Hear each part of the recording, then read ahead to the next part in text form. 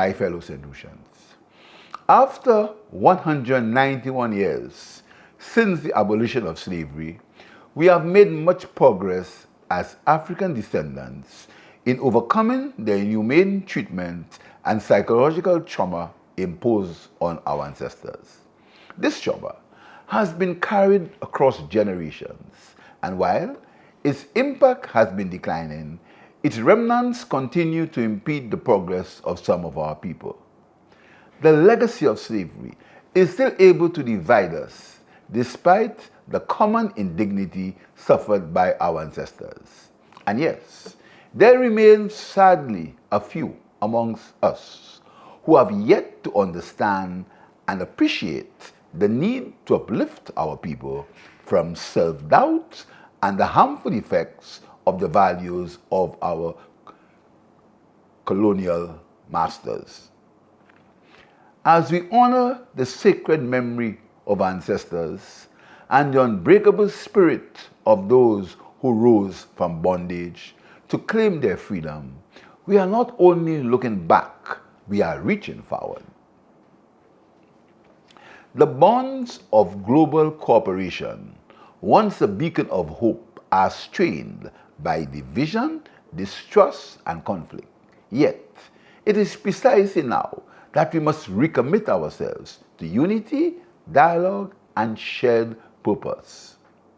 The vilification and denigration of the President of Nigeria, Bola Tinubu, by a politically motivated group, tacitly supported by the opposition party, was another demonstration of the harmful effects of the legacy of slavery, self-hate, and a readiness to accept African people and their descendants as inferior. That behavior was nothing short of shameful and disgraceful. Had the visit been by a head of state from another country, the reception from that group would have been at the least respectful. To the government and people of the Republic of Nigeria, the government and people of St. Lucia have been honored by the visit of your president and look forward to establishing and deepening economic, social, and cultural ties with your country.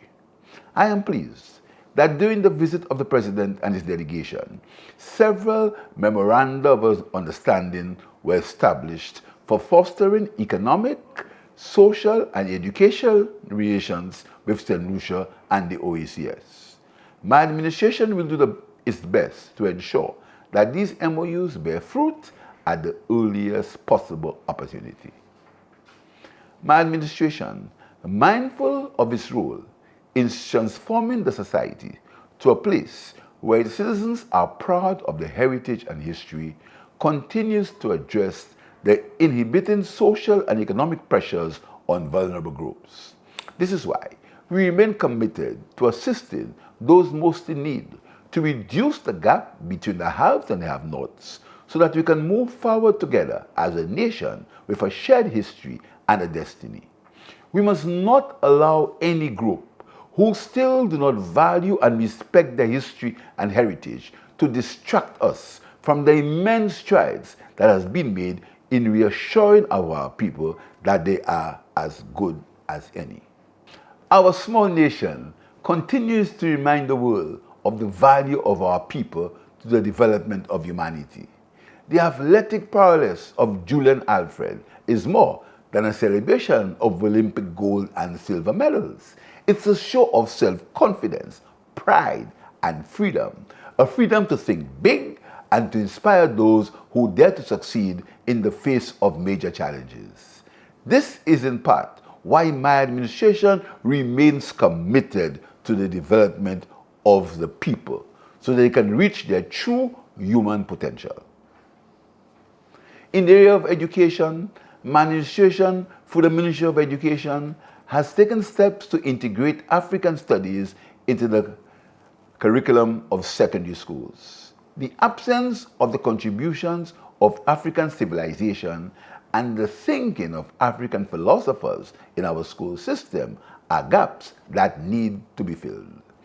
In filling these gaps, our students are expected to have greater historical knowledge and cultural awareness, develop a sense of self-worth and identity, build the academic curiosity, creativity for exploration of African literature, music, politics, and philosophy. If we are to achieve this, St. Lucia will proudly be a leader in culturally relevant and progressive education in the Caribbean. The Ministry of Education has already engaged a consultant to develop a framework for the development of a curriculum for African studies. This framework will include, among other things, teacher training and a phased implementation plan to introduce African studies in all secondary schools.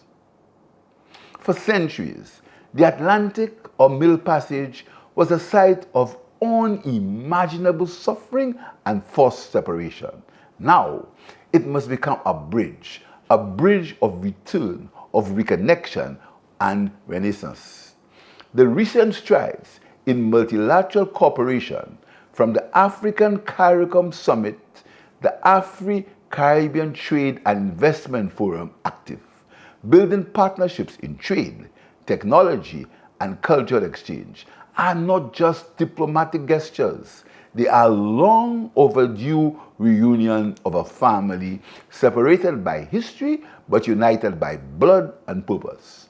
I was honored to attend the recent active conference held in Grenada from July 28th to 29th, 2025. With over 1,000 participants from Africa and the Caribbean, discussions centered around creating a free trade zone, the establishment of direct air and sea links, and the possibility of regional integration between the two regions. The African continent, with its huge population, which is expected to grow to 1.5 billion by 2050, offers exciting market opportunities for our nation, and we must therefore position ourselves to make the most of it.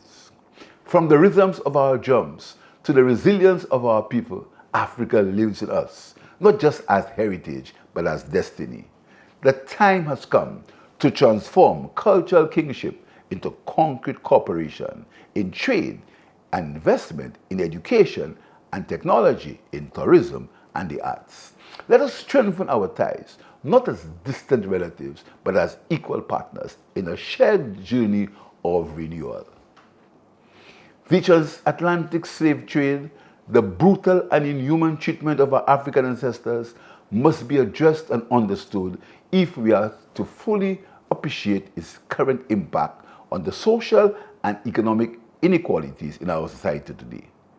The legacy of slavery has left its scars of self-hate and inferiority. Too many of our youth are looking for a sense of identity and affirmation and are turning to gangs and violence. I say to young people, the violence and brutality of slavery has been abolished. The abolition of slavery has provided a new freedom, which calls upon you to respect human life and to be productive citizens. Let us not return to the killings and brutality as a means of settling conflict. We must appreciate and respect human life and teach our children to do likewise. As a peace-loving people, human life must be valued and respected. The dignity and human rights of all must be respected regardless of color, creed, or gender.